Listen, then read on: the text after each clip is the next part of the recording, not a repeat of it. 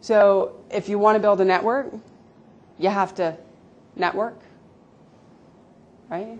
Some people go, it doesn't work. Well, what do you mean? Well, I showed up once, I didn't know anybody, didn't get any clients, it doesn't work. Really? Well, when you first walk into a room, you're not going to know anybody. You have to accept that.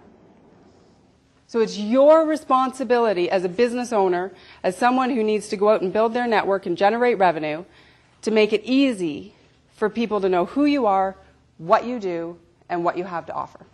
But sales training inevitably, in the middle of it somewhere, will say, build your network. But nobody's ever teaching you how to actually do that. What are the step-by-step processes that can actually help you build your network? But at the same time, you don't like sales, but you still have to bring in new clients and new revenue. So how do we do that? 12 months later, one person, business is booming, can't believe it, life is great. Case study number 2, networking doesn't work. Well, yes, it does work because I'm living proof that it does. And I've watched other people do it, and it does work. So what's the difference between the two? And if you're doing that at business functions, you're probably scaring people away because, quite frankly, the last thing they're there to do is to talk about their accounting issues. Can you imagine the trust that people are putting into you to choose you to look after their financial needs? That's a huge responsibility. The second objective is that all of the contacts that you have, you want to be sure that when they have a need that you could fill, so when they're looking for an accountant, they are going to think to call or recommend you first.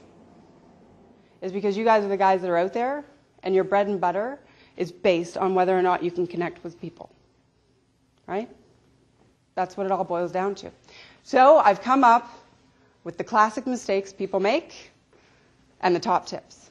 And everybody will go right to the table, sit and talk with each other for 4 hours, right? And leave that room. 10 people from one company can leave a room and be absolutely no further ahead for ever having walked in it. Have you ever figured out what it costs you to be in a room? When you have the fundamentals down pat, you don't have to second guess anything. You take care of it. The confidence is there. And you'll notice now that you know these things, you'll watch other people and you'll see that when you have the fundamentals down, you kind of look like you do have it together. And I will ask people, do you have a business card? And they're like, is she asking me for a business card? Do I have a business card? Let me think. I don't know.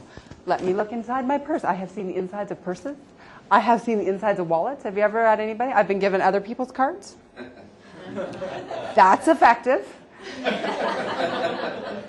But if you know you're going to be asked for them, figure it out. Have your business cards accessible. I believe in the inbox and the outbox. Business of you. We talk about the personal brand, people's gut reaction to you. What is it like to meet you? The ultimate in a self-awareness question. Ask yourself, what would it be like to meet me? Would I want to meet me? Would I want to do business with me? Would I like me? Would I trust me? Would I think I'm competent? Was I the drunk guy who flipped the golf cart out of the Sunningdale last week? But people think, okay, well, how do you get around a room? And so I'm like, okay, well, let's break it down. How do you get around the room? You initiate dialogue. You establish rapport. Get their contact information, or at least know how to get it. And then you move on. Repeat often. One doesn't happen without the other. If you don't initiate dialogue, you can't establish rapport. And if you don't establish rapport, there's no reason to get their business card or to get their contact information or to follow up with them again when they're outside of that function. And then you need to move on. And all of a sudden, this guy comes in out of nowhere and nearly rips me right out, right? Like, so we're, and I'm like, no problem. Listen to my favorite song and everything's great. So not long after, I'm introduced to a fellow and he says to me, he said, do you drive a? And he said, my car. And I went, yeah, I do. Why? He said, I'm the idiot who almost hit you. in the parking lot. He said, I didn't even see you. I'm so sorry. I'm the guy in the Saab. And I'm like, all right, no problem. He goes, but you know what? You were so nice about it. He said, I really noticed that. And this is just at a function that I met him. Can you imagine if I would have done what a lot of us have done? Right? Because, road rage. Have you ever done that? Honked at somebody, you idiot! And then you go, oh, it's my friend, hi! But it's those little things that when you meet people, people notice. And it all adds up to your own personal credibility and your ability to connect with other people.